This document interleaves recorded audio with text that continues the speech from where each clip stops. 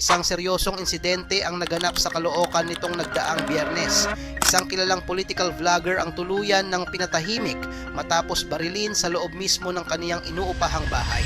Madaling araw noong July 17, pinasok ng dalawang armadong lalaki ang bahay ng 24 anyos na si Alicia Lipata o mas kilala bilang si Mima Alicia. Walang awang pinagbabaril si Lipata at ang kaniyang live-in partner. Nagawa pa nilang makalabas para humingi ng saklolo pero si Alicia ay binawian din ng buhay sa gitna ng daan dahil sa tama sa ulo. Kilala ang biktima sa paggawa ng mga mainit na content patungkol sa politika.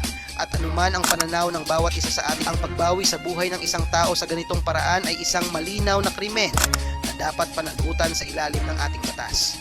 Dahil dito, agad na nagbuo ang Northern Police District ng isang Special Investigation Task Group na tinawag nilang SITGMIMA para tugisin ang mga salarin at alamin ang motibo sa likod nito.